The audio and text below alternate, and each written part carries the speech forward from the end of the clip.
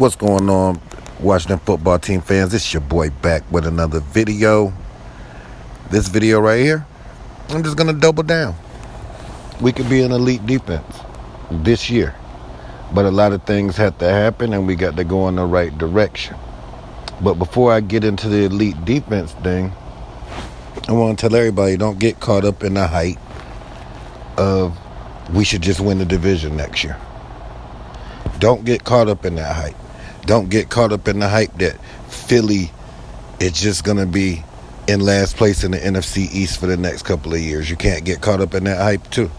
Because last year around this time, who did they say was going to be in last place in the NFC East? That would be the Washington football team. Who was in first place in the NFC East this year? And in a dogfight with the Super Bowl champions in a wild card game. In a winnable game, actually. That's the Washington football team. And this time last year, who even thought Tampa would win a Super Bowl? So you can't get caught up in the hype. Because the hype, that's all it is hype. That's why I say we can go to an elite football team with the right moves, because look at Tampa. They was very aggressive. Like I say, the aggressive businesses succeed. Even in the NFL. You got 32 Fortune 500 teams. 32 businesses. One wins at the end of the year. And the one who wins was the most aggressive this year. Tampa Bay. Adding Sue. Adding Fowler. Adding Tom Brady. Adding Gronk. Adding Antonio Brown. Adding Leonard Fournette. A lot of one-year deals. Being very aggressive and very smart. Making the right moves. And I know Ron seen that. He actually seen it. He just played this team. And he was 8 points away from beating this team or tying this team. So he can set the mark right there with the right moves. He has his foundation. He knows his players. He knows what he needs to get over the top. It's just the fact that we're going to be aggressive enough to get it. I know the salary cap's a little lower this year because of the pandemic. But whoever makes the right moves wins. One thing I can say, man. There's one person I respect more than everybody when it comes to NFL. And that's the great Joe Gibbs. 3 different Super Bowls with 3 different quarterbacks. I can't say any more than that. If you want me to add more to that, that right there alone. And he says in order to win a Super Bowl, because he's done it 3 different times with 3 different quarterbacks, so he's actually overqualified because nobody's done that. He said you have to have the players and you have to have a good, really good coaching staff to win a Super Bowl. And you see the team that just won the Super Bowl. Real good coaching staff. When the Patriots when Kansas City won the Super Bowl, real good coaching staff. When Philly won, real good coaching staff. Right after Philly won the Super Bowl, what happened? Their coaching staff got dismantled. And the third thing is you have to have luck. Somewhere in the season, luck is going to take place. Those are the 3 different things that he says. So, with that being said, coaching staff, like I say, we got a pretty good coaching staff. Remains to be seen with Scott Turner. How we going to look in year 2 in his system, adding weapons. Because if we're going to look like we looked in that Tampa game and we add, then I think the offense is going to be even better. And the reason why I say that is because that was the first time we really seen a fluent offense. Because at the beginning of the year, we was like, what the heck is Scott doing? He was playing to the personnel that he had. And earlier in the year, it was Dwayne Haskins. And Dwayne Haskins really wasn't putting his best foot forward. Excuse me. But then Kyle Allen got hurt, which was another setback. And then Alex came back. Which Alex was putting us in situations where he wasn't going to lose the football game. And he won a few games like that with the defense not losing the football game, making the right plays, the right throws. But everybody can admit that we look better with Tyler Heineke back there than Alex Smith. Even though Alex gets us the wins, but what did it look like to you? What did that Tampa Bay game look like to you? That looks like kind of the football that you want to see played. Did the D rise to the occasion like they should have? No, they probably didn't. I mean, they exposed the weak points of our D. I mean, the D line was the strength, and they knew linebackers and corners was the weakness. Jimmy Moreland got exposed that game. Darby got exposed that game. I mean, Kendall Fuller got exposed that game. So you gotta look at it like, what do we need to do? Because there's some times in the season where the secondary was, if we wasn't getting pressure, the secondary was getting exposed. Middle linebacker, we have to hit at middle linebacker. It has to be a home run hit. Even if we keep John Bostic, inside linebacker has to be a hit. Cole Holcomb has to take his game to the next level.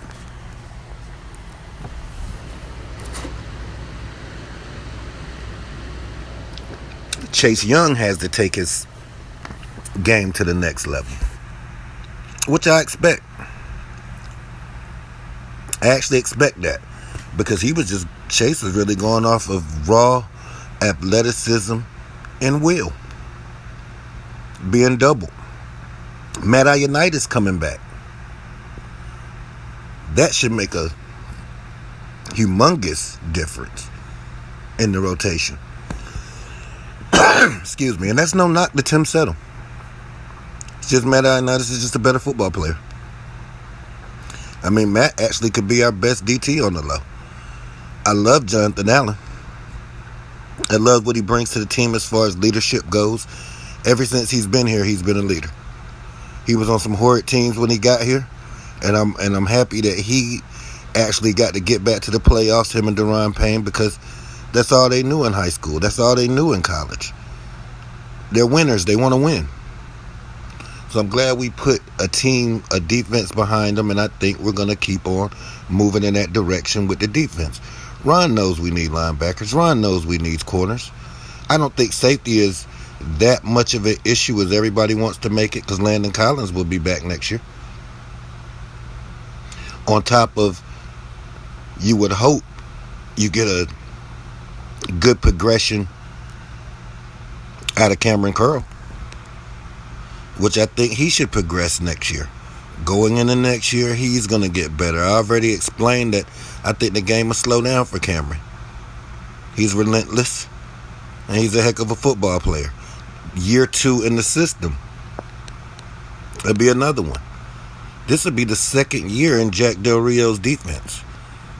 So it's not going to be a lot of thinking out here. It's going to be more reacting. So the defense is going to get even better.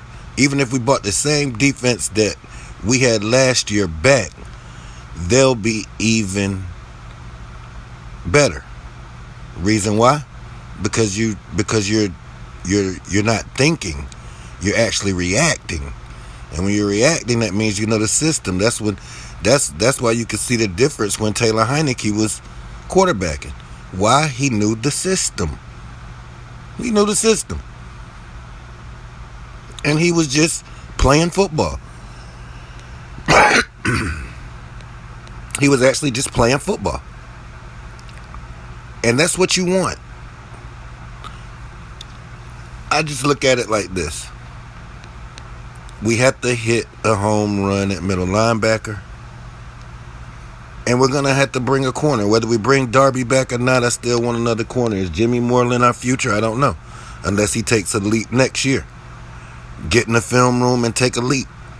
That's what you would hope. You would hope that he would actually take a leap. And as far as the offense goes, we need a few things on offense. Being one, wide receiver. I've been saying all year, all offseason, I'm going to continue to say, Curtis Samuel, we need a weapon. We need an X factor. Because what Curtis Samuel brings is he relieves tension from the wide receiver group. He relieves tension from the running back group. A few Curtis Samuel carries. You know what I'm saying? You can add that. You can actually bring Peyton Barber, J.D. McKenzie, and of course Antonio Gibson's going to be back. And then you add a Curtis Samuel to the mix, and not only do we got 3 running backs on roster, that's 4 running backs on roster. The same with the wide receiver group. You add Curtis Samuel with Terry McLaurin, Gandy, and I don't know if we're bringing Cam Sims back. I don't know if we're bringing him back. And that strengthens the wide receiver group, along with Logan Thomas. I think we need to bring Logan Thomas some help. I seen somewhere like where we was planning on getting Everett. They used to play for the Rams. I think that would be a nice compliment to Logan Thomas, a player that has something to prove. Because I think Everett was a 2nd-round draft pick, if I'm not mistaken. So he has a little chip on his shoulders because he's supposed to have been a little bit better than he is, and I think Everett's a pretty solid football player. That would be a nice option, another weapon to have, a tall weapon, a big weapon, a fast weapon. So I think, I'm going to double down. I think the D can be elite, and I think the offense can be better with a good offseason, with an aggressive offseason. Putting the right cats in 1-year deals also. That has a lot to do with it. Because like I say, just imagine if you added a Curtis Samuel with the Hunter Henry. And then it's a guy looking for a 1-year deal. Maybe don't want to, free agent wide receivers, all of them didn't get picked up. And we just get another guy. Let's say Will Fuller or the kid from Tennessee. Let's say we give him a prove-it deal, if he's still out there. And then you'll have Samuel, McLaurin, and the receiver from Tennessee. I don't know why I can't think of his name. I'm having a brain fart right now. But you guys know who I'm talking about. On the other side of Brown. He makes big catches. He's a receiver. He's a physical guy. The type of guy you want. Then you mix that with Curtis Samuel. Then all of a sudden we're the greatest show on turf. So when people say things like, I don't know if you could just get everything in the offseason. How about when the Rams did it? The Rams had 2, a lot of you might not remember that, the Rams had 2 losing seasons back to back. Then they was aggressive that offseason. And what I mean by aggressive, they drafted Torrey Holt in the first. They bought Marshall Faulk in and a few other guys. And all of a sudden, a mediocre offense opens up to the greatest show on turf in 1 year. Look at Tampa, just more recently. I just told you all the people they added, and all of a sudden they're in the Super Bowl. There is no one formula. Oh, you got to have a franchise quarterback. No, you don't. You have to have the best team, and you have to have a good coaching staff. You have to have the right players, and you have to have a little luck. Like I said, that's what the great Joe Gibbs says. He says this.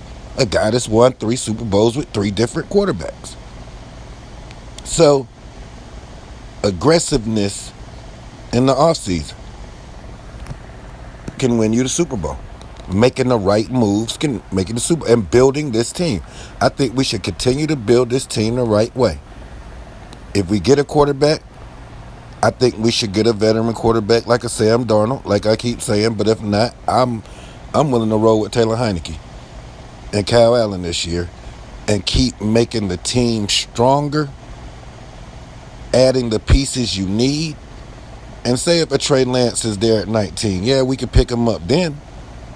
But if not, continue to build the weaknesses of this football team. Hell to the football team.